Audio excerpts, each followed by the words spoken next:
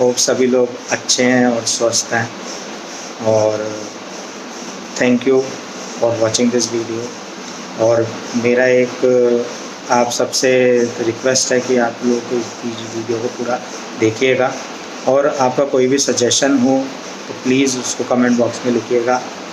आपका कोई भी सवाल हो प्लीज़ उसको उस कमेंट बॉक्स के अंदर लिखिएगा, और इस वीडियो को अगर अच्छा लगे तो लाइक ज़रूर कीजिएगा। तो आज मैं बेसिकली दो चीज़ों के बारे में आपसे बात करने आया हूँ। पहली चीज़ रिस्क रिवॉर्ड, दूसरी चीज़ स्टॉप लॉस मैनेजमेंट। तो पहले हम लोग रिस्क रिवॉर्ड के बारे में बात कर लेते हैं।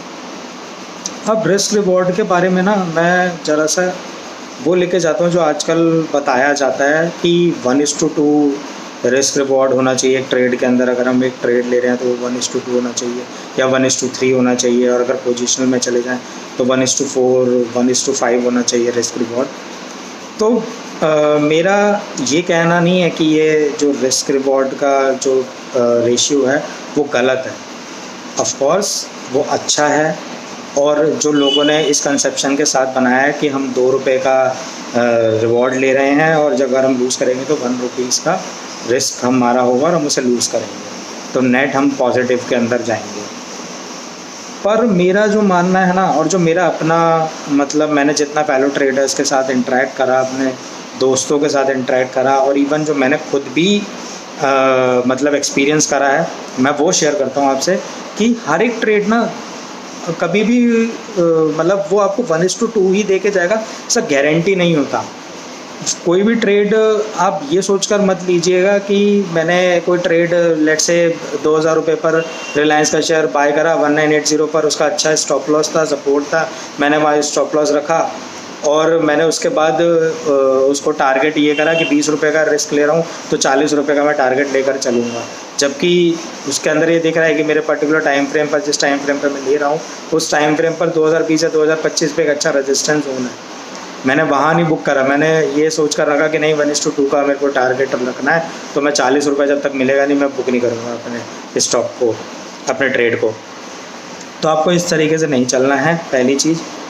और कभी कभी क्या होता है ना कि लेट से रिलायंस की बात कर रहे हैं हम, तो रिलायंस का लेट से भी करंट मार्केट प्राइस 2000 रुपये चल रहा है, और उसका जो अच्छा स्टॉप लॉस है या अच्छा सपोर्ट मैं कह लूँ तो वो 1980 पर था। अब उसका जो एक अच्छा रेजिस्टेंस है वो 2000 लेट से 2030 पर एक अच्छा रेजिस्टेंस है। तो मुझे ये दिख रहा है कि यार मेरे को जो रिस्क मिल रहा है वो 20 रुपये का रिस्क ले रहा हूँ, या मैंने उससे थोड़ा नीचे रखा 1980 से लेट से 1975 पर, तो 25 पॉइंट का रिस्क लेके चल रहा हूँ, और मुझे जो अल्टीमेटली रिवॉर्ड मिल रहा है वो 25 से 30 रुपये का। लेट से 2030 पर रेजिस्टेंस है तो शायद मैं 2025 पर ही बुक करके निकल जाऊँगा।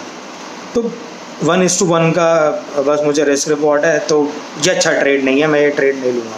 कई लोग इस तरीके से करते हैं, ऐसा आपको नहीं करना है।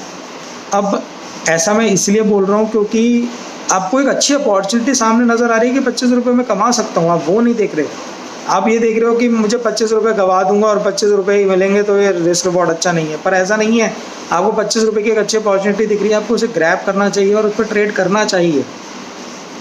तो आप ये कभी सोचकर मत हमेशा एंटर करना कि नहीं 1:1 का है तो मेरे को एंट्री ही नहीं लेना है 1:2। अब हाँ ठीक है, अगर आपका कोई लेट से आपने कोई रूल बना रखा है 1:2 का या 1:3 का, तो आप शायद हो सकता है कि ना उस ट्रेड को लो। बट मैं आपको यही सजेस्ट करूँगा कि अपने आप को रूल्स में इतना ज़्यादा बांधो मत। आपको एक अच्छी अपॉर्चुनिटी नज़र आ रही है, जस्ट ग्रैब इट। आप सोचो ना कि इस तरीके से 1:2 और 1:3 के चक्कर में पड़कर आप कितने सारे अपॉर्चुनिटीज़ जो ऐसी होती हैं जहाँ पर एक अच्छा सपोर्ट है और एक अच्छा रेजिस्टेंस दिख रहा है और वहाँ एक ट्रेडिंग अपॉर्चुनिटी बन रही है, आप उसे मिस कर रहे हो।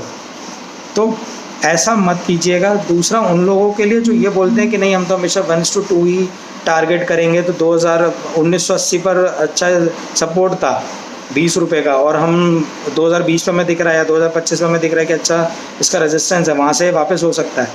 लेकिन हमें ये बोला गया कि हम तो 1:2 ही रखेंगे, तो ये ट्रेड में हम 1:2 लेकर चलेंगे। 20 रुपये रिस्क ले रहे हैं तो हम 2040 पे एग्जिट मारेंगे। जबकि हुआ क्या, एक्चुअल में 2020-2025 तक हो गया, और उसके बाद वहाँ से वो रिवर्स हुआ और हमें अल्टीमेटली या तो स्टॉप लॉस हिट कराना पड़ा या फिर हमें कॉस्ट टू कॉस्ट निकलना पड़ा।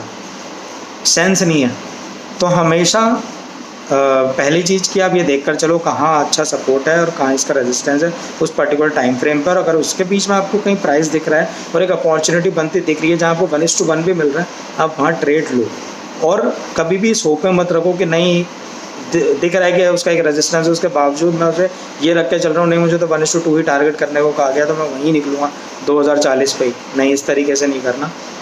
जहाँ एक अच्छा टेक्निकल रेजिस्टेंस दिख रहा है वहाँ आपको एग्जिट भी लेना है टाइम भी। तो ये तो हो गई पहली चीज़ रिस्क रिवॉर्ड को लेकर कि अपॉर्चुनिटीज़ मिस नहीं करनी है ये सोचकर कि नहीं ये 1:2 नहीं है तो मैं नहीं लूँगा ट्रेड। अपने आप को ज़्यादा रूल्स में नहीं बांधना है।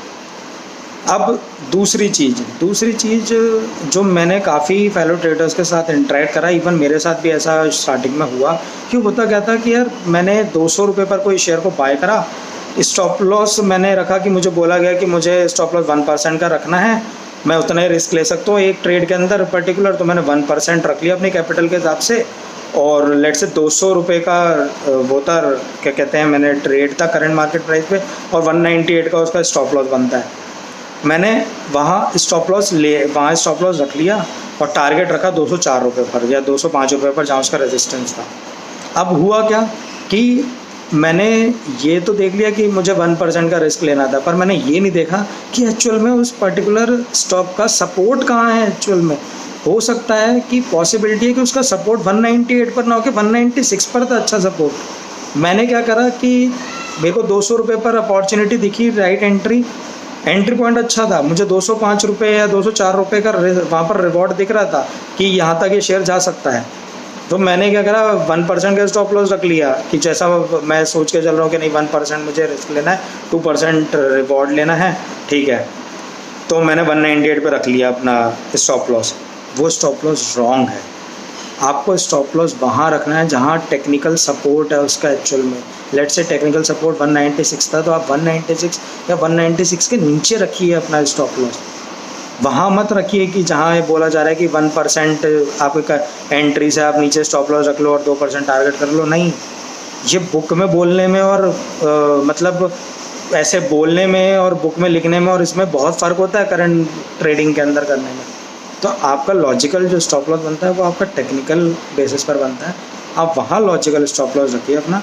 बेशक आपका ऐसा हो सकता है कि शायद आपने जब एंट्री ली थी 200 रुपये पर और आपने 198 पर रखा था अपना स्टॉप लॉस, तो आपने शायद ये सोच कर रखा था कि यार मैं एक ट्रेड पर 200 रुपये का रिस्क ले सकता हूँ, तो मैं 100 क्वांटिटी बाय कर लेता हूँ और 200 रुपये का रिस्क ले लिया, ठीक है, 200 मिला रिस्क रखा और 400 रुपये का मैं रिवॉर्ड लेके चल रहा हूँ।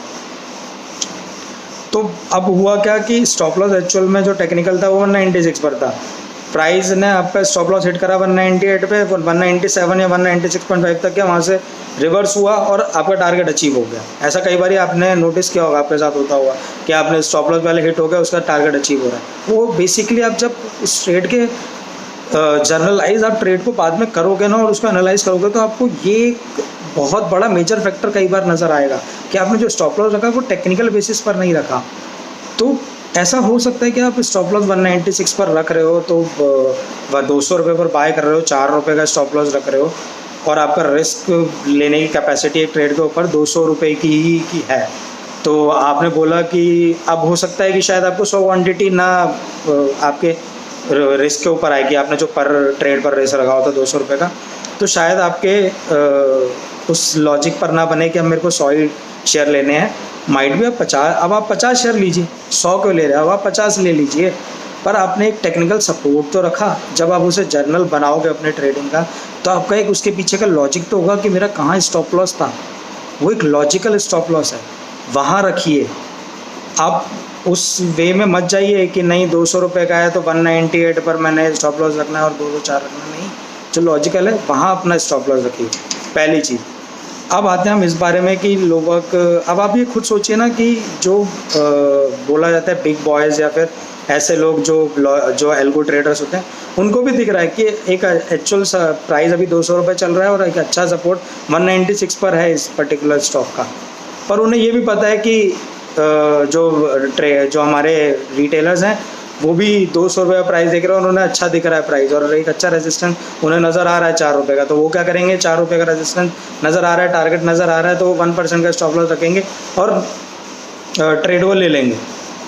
वहाँ वो चीज़ उन्हें भी मालूम है। वो लोग क्या करेंगे कि आपको 200 रुपये पर ख़रीदवा देंगे, खुद भी खरीदेंगे, पर वो लॉजिकल स्टॉप लॉस रख कर चलेंगे 197 196 का, और आप सबसे पहले प्राइस वहाँ तक जाएगा 197 तक, शायद वो 200 199 198 197 सब पर बाइंग करेंगे, और फिर उसके बाद उनका अचीव हो जाएगा और आप लोगों का पहले स्टॉप लॉस हिट होगा।